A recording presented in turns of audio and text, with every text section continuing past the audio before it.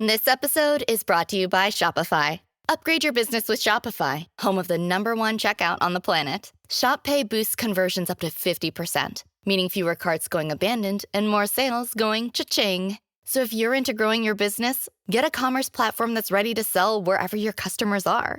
Visit shopify.com to upgrade your selling today.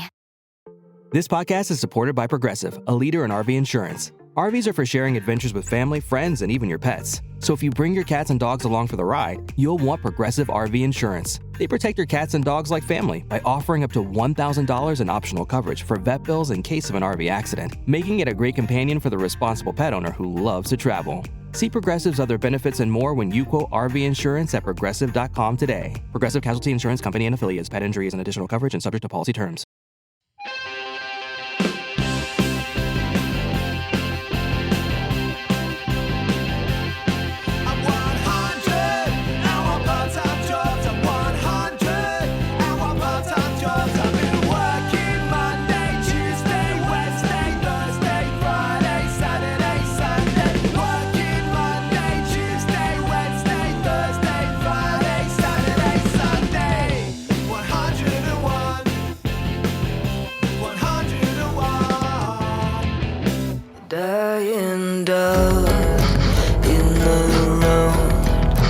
Hey, hope you're all good. You're listening to 101 Part-Time Jobs with me, Giles Bidder. This is the show where we hear from musicians and artists about what their lives are like in the streaming era. We get into the record, we get into the stories, the real life happenings behind the record. And on today's episode, we hear from Bria Salmena. Bria has been in Orville Peck's band. She was also, I think they're still going, FRIGS, who did a lot of DIY activity, a lot of record making, touring. Toronto band. Now Bria is based in LA, and her debut solo album has just come out. It's called Big Dog. It's raw, it's dark, it's got some kind of cold, hard, difficult moments in it, kind of enveloped, if you like, in melody and great songwriting. So I'm a big fan of this. Big Dog is the album by Bria Salmena. She's here on 101 Part-Time Jobs to talk about her life in music. Thank you so much for listening. Thanks so much for being here. If you're able to subscribe, if you haven't already, we put out 2 episodes every week with bands and interesting guests that we think are brilliant. And we hope you do too. And if you're able to leave 5 stars, that helps us massively. We're an independent show. We're trying to just keep on existing in this independent world. So thank you for supporting us. After the jump, we'll be hearing from Bria Salmena. 101 Part-Time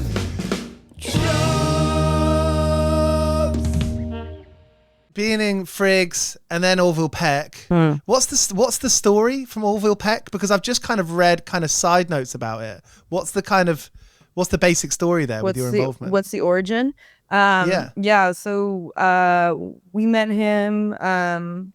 It was probably like 2016, 2017. I can't remember. He started working with Chris, the drummer of FRIGS, and FRIGS were touring a lot at that time.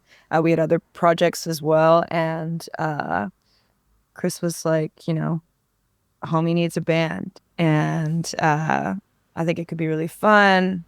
FRIGS should just be his backing band. And at first I was like, fuck no, like I have a job. I was like working at a restaurant. I was like, I can't keep taking time off. Mm-hmm. And I just felt like overloaded at that time with everything, and the boys convinced me to do it. So we just started. I think he had like 1 or 2 shows booked in Canada, and had told his management and his soon-to-be record label Sub Pop that he had a band. He lied because he was just buying himself time. And then we started doing it, and it was really fun because we were just like cosplaying as cowboys and thought it was kind of cool. And then it just kind of like took off from there. And then he just kept booking more shows and getting busier. And at that time, FRIGS, we were like in this recording period. So yeah, it kind of like the timing worked out, but that's just kind of how it happened. And when did he blow up? He blew up like essentially like I'd say like right before the pandemic. Like 2019 was an insane year for us. because Us being like the Orville Peck band. yeah, because we like started off the year like that. The album came out in 2019, Pony, his first record. Yeah. So that did the rounds in my WhatsApp groups. yeah, I bet. It was like, this is fucking sick. Yeah, it was sick. It's an amazing album. But yeah, the beginning of the year we were playing like one-off shows in like major markets, like small, and then like the record came out I think in like April of that year, and then we toured all of May, and then all the summer, and then shit just kept getting booked, and we just got so busy. And I remember like my partner at the time and I had like moved out of our apartment in Toronto because we were like, we're gonna be on tour with this guy for the next forever. Let's just not pay rent and crash at our parents' house, and that's what we did. And then by like, as an example, like the beginning of that year, we played like a 150 cap venue in Toronto. And by the end of 2019, I think we were playing like a 700 cap room, like in a year, like within the span of a year. It was crazy. That's pretty unheard of, isn't it? Yeah. It was like one of the, I'm happy that I got to experience it, but it was definitely like a wild time. So you went from being, like a DIY Toronto band, FRIGS, to imagine like playing, and it's not all about the number of people. It could be 50 people, it could be 50, Totally. 100, and it could be whatever, similar experiences. But like, I guess the big thing, and maybe a strange thing to talk about, but it's like money, because when you're playing bigger rooms, hopefully you're getting paid more. And as like a session musician, I bet there are some awkward conversations to be had there. Well, yeah, and I remember it was a conversation about like commitment, because it meant we had to quit our jobs. In the summer of 2019, I think, is when I stopped working at this restaurant I worked at forever, and I had like an amazing situation there. Shout out to the Federal in Toronto. But shout out the feds. Yeah, it was but it was kind of sad, but exciting. But I was taking like a huge financial risk, because it wasn't, I would have made more money working at this restaurant at the time. Right. And in the same way, like Duncan and I leaving the Orville Peck band last year to like make sure we can concentrate on this project was another kind of like risk, but an investment in our own kind of work, which we hadn't done in 5 years, right? So yeah, fucking terrifying. Yeah, but you can't do. I think it's like it's normal in any kind of like job situation. Like you can't do the same thing over and over and over again. Yeah. With it, you start to feel stagnant. We weren't feeling as creatively fulfilled as we had in the past with that project, so it felt like the right time for us to kind of make our move. Did that feel like a scary one, like maybe even like scarier than before? Because I imagine by the time that you left the Orville Peck band that you were getting paid all right. Yeah, I mean, it's the absolutely the kind of jump to not having that job. Literally, it was scary for sure. But I think Duncan and I felt really, it was bittersweet because we love those people, but it was time to go, and we knew that it was time to just kind of like put all of our energy into ourselves, because it was, even when we were releasing country covers, like a huge reason why we didn't tour those records that much is because we were on tour with Orville. Yeah. And you burn out, you also want to have like a personal life, and like if you're just on your downtime from your main job working on your side job, your part-time job, you'll burn the fuck up. You want to respect yourself. Yeah, exactly. What are the times, and I don't want to dwell on it too much, but what are the times that you remember most being in the Orville Peck band? I mean, I wonder, did you go to like some Vanity Fair parties? Oh yeah. GQ Man of the Year stuff? Yeah, stupid shit like that for sure. I like those things. I mean, I know they're dumb. They can be fun if that you can wear something. I like wearing a good suit. Yeah. I like having in 10 beers. Yeah. Yeah. Having some good conversations. For sure. I mean, there was definitely some of those that we participated in. I mean, like a lot of the first year is very memorable because it was just such a crazy kind of like rocket into that world. And so there's a lot of like memories. There's a lot of fucking crazy, weird, wild times. And maybe one day I'll write a memoir about it. But yeah, Gotta do it. I think like, and there were some real like standout shows and really crazy opportunities. Like we played, we opened for Harry Styles playing Madison Square Garden, and like that's fucking insane. The most insane thing about that was his fans, like performing for his demographic and his fans who aren't necessarily ours, and like just seeing their kind of reaction to us. And they like, and I guess this is the thing with somebody at that level, but like they just people in the front row want to get your attention. That's all they do. That's all they want. It's like a game for them. So like they were trying to distract us, and like it was weird. It was really weird, really cool experience. But there was things about it that I'll remember that it's like, that's not what I thought was gonna happen. Yeah, what, like in like an antagonistic way? Totally. Like I remember there was these two like probably like 13, 14-year-old girls in front of me who were making like really inappropriate gestures at me. And I was like, you don't know what that, maybe you know what that means, but like you're just trying to fuck me up. Like you're just trying to get like a reaction, right? Because you have this kind of access right now. And not to shit on that experience, because it was incredible and like I'm so happy to have had it, but it was something that I wasn't expecting was going to be like a part of it. Yeah. And hey, I think with all this stuff, and I think like in this like world of music, you hear that thing like, it was a bit like this, but I feel so lucky to have been there. Like the two things can exist at the same time. Absolutely. Of course they can. Yeah, of course. You're right. Something can be really awful and bad, but also sick in a different way. Of course it can. For sure. That's the whole life. Do you feel like your music taste changed in those years? No. No. No. I mean, I had always enjoyed like listening to country and like folk music. That wasn't something that like the Orville world kind of like introduced me to. I played in folk bands in my early 20s. Like I was like, I know this, I know how to do this.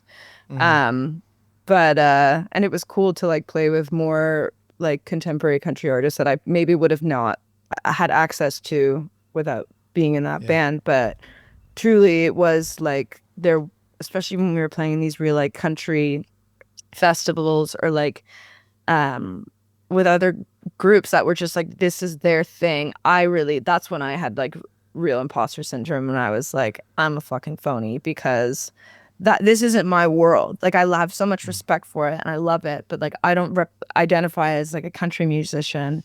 Was that a tension, knowing that you'd have this record where, whether it was called Big Dog or something else, but I imagine you had like the kernel of those ideas, like they've been inside of you for I don't know. Oh yeah, years? Throughout that whole I started writing songs for this record in 2020. So like this whole time, it was really always easy for me to like differentiate like the job that I had to do with him playing in that band and who I was as like my own artist and what I would listen to even get myself like hyped up for those shows or whatever. Like it was never I never really changed, and there was like, I think that separation was nice because it was at a certain point it did become like a job where I mean I loved it, but I had to step into this role as like the female counterpart in this like country band, and like there's a lot of performance in that was true to myself, but also like I'm amping it up a little bit. Yeah you're an actor. I'm an amazing actor. I'm cosplaying a little bit, which I think is cool. Yeah, absolutely. I mean, aren't we all? Yeah, a little bit. When I go outside in my Thrasher t-shirt, I'm from Northwest London. Yeah, I have a Thrasher hoodie that I don't skate. It just gets sent. Skatewear gets sent to my house from Thrasher, which I love. But hey, humble brag. I don't skate. What other free stuff have you got? Not like that much, to be honest. Okay. Yeah. Let's change that. Yeah. Actually, I'm expecting a package from Crap Eyewear. We were based in Los Angeles, so thank you for that, because I ran over my sunglasses and I need new ones. Sunglasses are difficult. Yeah. It's hard to find a good pair. Yeah. I was really bummed because my friend in Australia sent me these sunglasses for a show. And And then I was in San Francisco and I was on one of those like rented e-bike things or whatever. And I went over like a bump and it was nighttime. So my sunglasses were in my purse that was in the basket. And I went over this fucking bump and the sunglasses flew out of the purse onto the road. My partner's biking behind me and I'm like, fuck, like trying to figure out how to get them. And this car's pulling up and realizing that we've like dropped something. So slows down, which was really nice, but couldn't see the sunglasses. So just ran like right over them slowly. And they're like completely warped. And I took them in to try and get them fixed. And I got quoted $200. It's probably double the price of what they were originally. I mean, yeah, I don't know if my friend paid for them. I don't know. I didn't pay for them. So. You got a nice friend. I know. Who's the friend? Her name's Emma Bosley. She's a stylist based in Melbourne. She's amazing. Oh, Yeah. You must have met a lot of people like touring in FRIGS, touring in Orville Peck, you know, doing your own thing. You must have a nice like network around the world. Yeah, absolutely. And I feel that was my favorite part about touring, especially with FRIGS, because like you meet so many people in those types of situations because you're engaging with other bands and like you're reaching out to people to book shows, and like the whole DIY network is like so incredible in that way. And still I'm friends with a lot of those people. That carried on into like the Orville world for sure to a point. But there is a point in touring when you're touring on a bus where that stops happening because you're so separate from people coming to your shows, local band. Like you're not even really playing with local bands at that point. So you stop kind of like hanging out with people outside of your bubble. Is that something you're going to look forward to with this time around? Oh yeah, I can't wait. I'm like so excited. 101 part-time jobs. 101 part-time jobs. Do you feel like in it? Because you've been doing it a long enough time. FRIGS been going a long time. You're in your 30s, so am I. You know, it's like at some point you're like, oh, you know, you've been doing something enough. You're like, I'm in it. I'm kind of in the thing. I'm on the track. Yeah. And I think, you have to just, like the value of time management. Yeah. You know what I mean? That's kind of. You fucked it up. Exactly. I used to fuck it up all the time. And usually when you fuck it up, it costs you money. So I'm trying to not cost me more money. How you doing? Are you self-managing? No, I have a manager, but we're kind of doing this tour without a tour manager, which is exciting and fun, but again, a little bit more work. So what does that mean? Does that mean like you're booking a comm, you're looking at routes? Yeah, I mean, we have a booking agent and a manager who's doing all the advancing. It's mainly just like on the day-to-day, we're kind of going to be dealing with stuff and doing all the prep and whatever. It's all easy and it's all shit I've done before, but there was a long period of my career where I didn't do it and I was working with tour managers. So, but it's kind of also just more fun to just have like you and your three best friends like fucking going and don't have to like put in some weird stranger and into the mix. Yeah. Isn't that bizarre? You make something so personal. You make a record with lyrics so personal. It's so you. And then like to take it around the country, you hang out with a fucking stranger or a bunch of fucking strangers. Yeah, 100%. So we really wanted to avoid that and just kind of like concentrate the group into me and Duncan and Jamie, who has played with us since the beginning, and our friend Lucas Savati, who is the bass player of FRIGS. So okay. And it's a cost-saving exercise, got to be said. Sure, absolutely. In this economy? Yeah. 101 part-time jobs. That's the name of this show. Exactly. And it is kind of funny, like people laugh when I say it. I mean, for a long time I was like, it's kind of a dumb name, but it kind of says what I'm trying to say. I got it. I wonder, like, going on tour, so much of it is like admin, right? It's like, yeah, it's separate to the art. It's separate to you, being in twilight, leaving someone's house in the morning, or you being at home writing, or like ruminating. and like trying to be in tune with yourself. Those two worlds are so far away. Yeah. It seems like a strange thing to kind of reconcile one of them with the other. Mm-hmm. Yeah. I mean, I think like I kind of get off sometimes on like the admin aspect of this job. I don't know. I think it's my like hyper rational and like organized brain turns on at some point, and then it's kind of fun. And then when you get to perform, it's like that's when you, for me at least, that's when I get to kind of blow off the stupid admin steam. So like there's I feel like right now there's a happy balance. Yeah, so you got it. You've got that inside of you that you want to do that. Yeah, I'm a Virgo. Okay, what does that mean? Apparently it means I'm like hyper organized and like a perfectionist, which I don't think that aspect is true, but there are elements of what I've been told about Virgos that I recognize in myself. But it's funny, you've hung around at 3 a.m. in enough kitchens hanging out with someone telling you.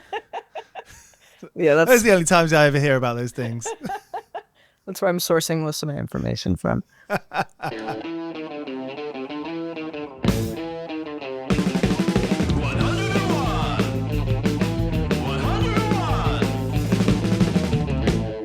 The record's devastating. Yes, I know. And it's like from the imagery to the videos to like just the sound of it, like you're dragging yourself. Yeah. Yeah, it was rough 4 years. To put that out on, to put that on the album cover, to put that in the videos, you know, to be so like, to have so much skin in it. And I mean like, you know, physically and metaphorically, right? Yeah. Yeah. It's kind of scary. It's not scary. No, it was really scary. I mean, I was really pushed. Obviously, like the songs are very vulnerable, very personal, some of them at least. And I was really encouraged and pushed in a positive way by my creative director, Jamie McQuaig, to kind of like take that through line through to like the artwork and the videos. And she was like, let's just see how far we can push you. Okay. And like how far we can like take this, you know, take the idea of you like having gone through all this work to write these songs and experience what you did and then put that into some sort of like visual representation. Like what does that look like? And every video specifically was like a real exercise in humility and vulnerability, especially Rags. Like that was insane. But yeah, we kind of just rolled with it. Fuck it. So Jamie's your creative director. How did you meet them? Jamie McQuaig has been in my life for like almost like 12 years now. She is Duncan's partner, and they had been together for about that amount of time. So Jamie kind of came on board when we were doing the country covers project. Yeah. Yeah. I'm so glad that you spelled country like that. Yeah. I mean, you know, it's good, right? It's classic, but there's enough stuff that happens that sounds like it, but it's spelt the correct way. Yeah. In the UK, we've got an Absolute Radio. Like it's like a chain of radio stations, and one of it's fucking called Absolute Radio Country. And hearing that go out on the radio cracks me up every time. That's spot on. Like that. And I mean, I asked about the creative director because it seems like something that's so like obvious. Like we all need, or anyone who's making records, like to have somebody you can bounce ideas off. That's like invaluable. Yeah. And it seems like an obvious thing. Yeah. But then to actually like define that person is a next step. It's cool. Yeah. I mean, Jamie's like an amazing artist in her own right. She's like a floral designer, sculptor. And when we finished recording, I really felt like I was like, I'm done. Like I did the work of like writing and recording. I wanted to like relinquish a bit of the control for the visual aspects of the or the album, because I just felt like I had given all I could give. Obviously, I had like opinions, but I was really more interested in how other artists were going to interpret the record. So everybody we brought on Matt and Rebecca, who did the album artwork and the Hammer video. We started with them, and like, you know, hearing their interpretation of things was like really valuable and really fun to just kind of see how they took it. And the Rags video is ace. I was at work when I clicked on it, and it's like, this video may be inappropriate for some users. I'm like, yeah, fuck it, NSFW, fuck it. Yeah, I'm definitely pressing play. But there's no description in there. There's no lyrics in there. You wanted to leave that stuff out. What do you mean? In the description of the video on YouTube. I think there's lyrics in there. Is there? Yeah, but there's no description because we wanted to just have it be like a pleasant surprise, I guess. Pleasant to some. And it's like everything's put out on YouTube or Spotify or Apple. So thinking about how you want to hit is an interesting way. For example, like just even making the decision to not put a description in the video because you want to surprise people. Yeah. That's a decision. Yeah. Yeah. And I mean, I think like, you know, putting a not suitable for work tag on anything gets people kind of curious. And, you know, there was a lot of risks that we took with this video because of the content. And, you know, platforms don't like nudity or suggested nudity. YouTube doesn't like smoking or drinking or any sort of insinuated kind of like illicit acts or whatever.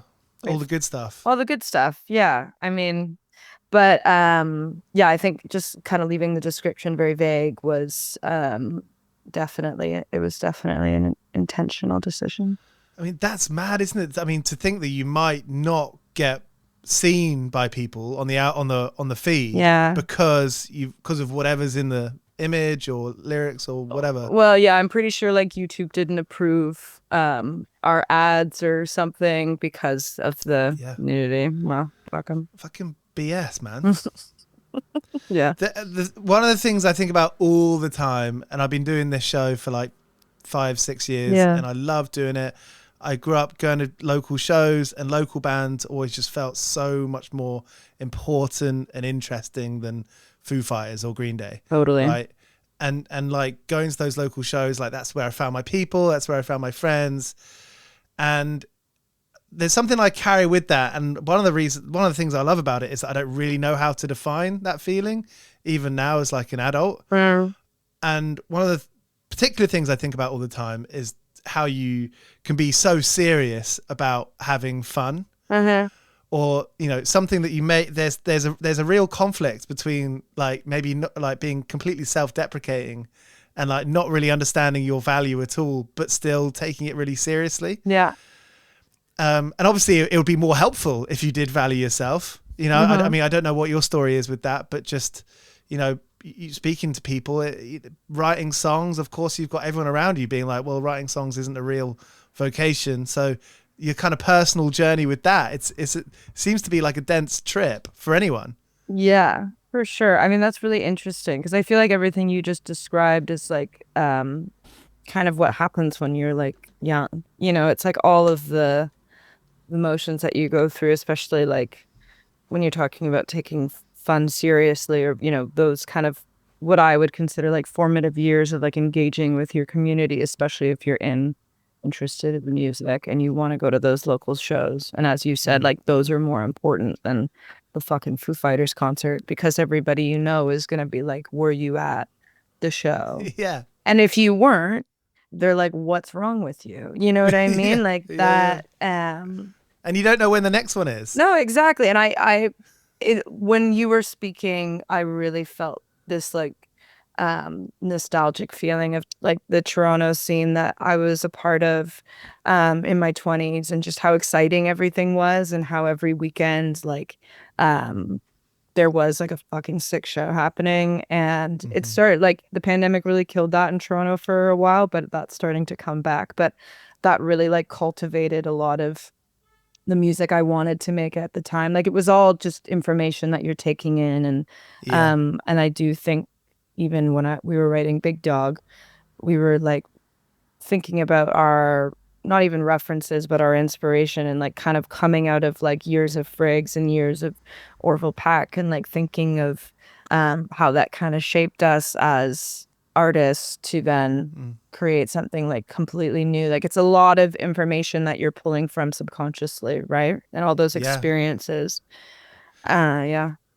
And you take what you want. Yeah, you take, which is great. Like if you can learn to take what serves you and what doesn't, it's like, you know, the age old thing. But even like, especially with a song like Rags, I think I would have never been comfortable writing a song like that for FRIGS, let's say, because maybe at that time I'd be worried it was like hearkening too much to like a juvenile kind of like adolescent feeling. Whereas like there were times in that project and in my 20s where I did take things like too seriously because I wanted it to be fucking cool. I was like, this isn't hard enough, or this isn't like loud enough. Like the only way people are gonna like this in my circle and in my scene is if I'm like screaming and you know, just like thrashing about. And I think there was a period of time in my career where I thought too much about that kind of stuff. And with this album, it was like a real exercise in letting go of all of that, which also happens with age. I don't give a fuck about many things anymore.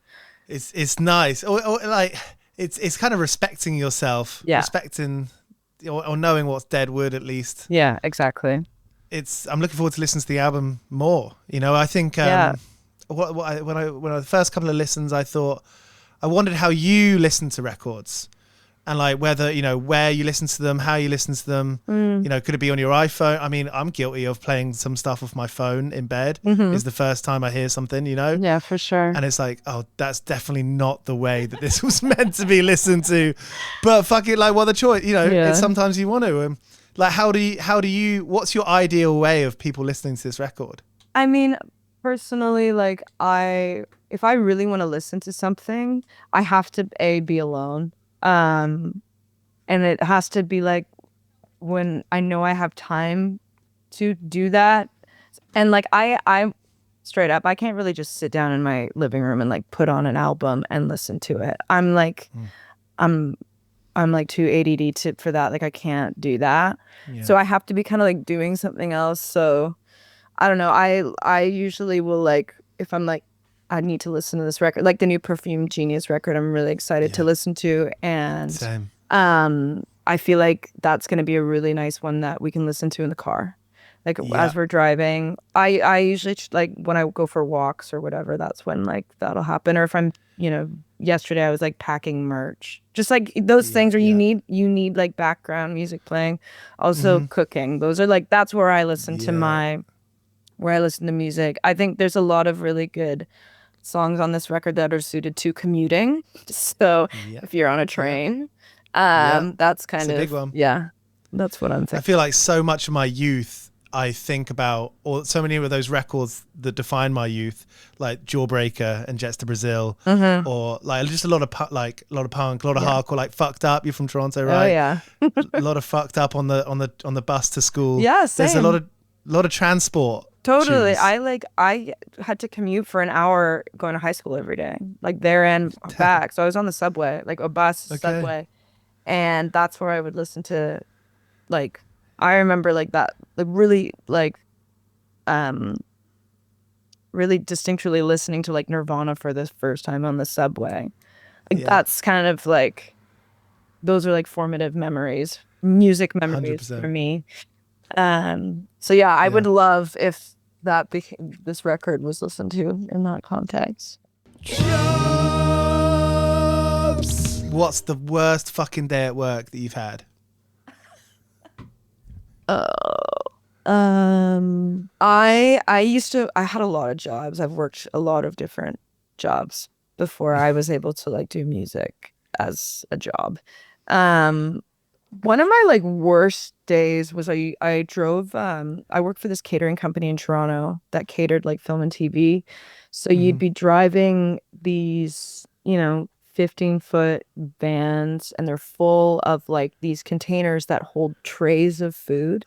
And like usually there's food everywhere. Like it spills out. They're heavy. Sounds quite unpragmatic. Yeah, it's because you got to like set up the lunch, right, or the dinner or whatever, like the food service. And most of the time it was just me. Like sometimes you'd be working with another person if it was a big if it was a big job, but a lot of the time it was just me. And I was like in my mid-20s or something. And I remember I was given this van that the brakes were like fucked on it, and they hadn't put the winter tires on yet, even though it was February. And I remember I had to drive like an hour outside of Toronto, and when I was working there was like a crazy snowstorm had started, and then so by the time serious business. Yeah, so by the time I had to leave, there was like so much ice and snow on the ground, and I think it took me like 3 hours to get home because the truck was just fucking sliding. Like it was probably one of the scariest moments. And I remember like calling my friend and like crying. So I was like, I don't know what to do. Like I can't drive. Like it's going to be a miracle if I like don't crash or hit another car. The brakes don't work. There's no winter tires. But I'm an amazing driver, so I did it. And I got the van back, and I remember like telling my boss at the time. And my boss was like, he hired a lot of people in bands and shit, and he used to like manage punk bands in the 80s and stuff. So I'm trying to paint a picture here. And I remember telling him, and I was like, this is really unsafe. Like I could have, something bad could have happened. I'm not down. And he was like so pissed. And I remember he was like, yeah, it would be nice if none of us had to work, and like just kind of like was an asshole about it. And and I was like, fuck this, I'm out. So I think I quit shortly thereafter, because I was like, it's not worth me dying for you to like delivering your shitty food to these like film sets, Yeah, no way. Hey, snow. I mean, we don't get really, when we do get snow, it's seriously dangerous. Yes. Yeah. It's fucking scary. And you must, I mean, yeah, it's fine. And like driving like tons worth of vehicle, that's terrible. It's not worth it. Yeah, I don't have there's no window in the back. Like, you know what I mean? Like, it's already kind of like there's a learning curve driving these types of trucks or whatever. But there you got back and you fucking double parallel park and sorted it. Fucking never went back. Never went back. So there was Bria Salmena here on 101 Part-Time Jobs. Her debut solo album, Big Dog, is out now. It's excellent. Go and stream it. Go and buy it from your local record store. Thank you so much for being here. If you're able to subscribe to this show, we've got more episodes coming always and forever. The next one's coming up are Brian Bilston and Henry Normal, both poets, about to go on tour around the UK. Who else? I spoke with Max Pope today, giving a listen. He's got a song called Borderline that's really great. Sextile is next Thursday ahead of their appearance at Wide Awake Festival. Loads of great stuff coming up here. We'd love to have you along. So if you click subscribe, you'll get notified when they do come out. Cheers. Have a great weekend and see you next week. 101 Part-Time Jobs is hosted by Giles Bidder and produced by me, Olivia Swash. This has been a Mighty Moon Media production.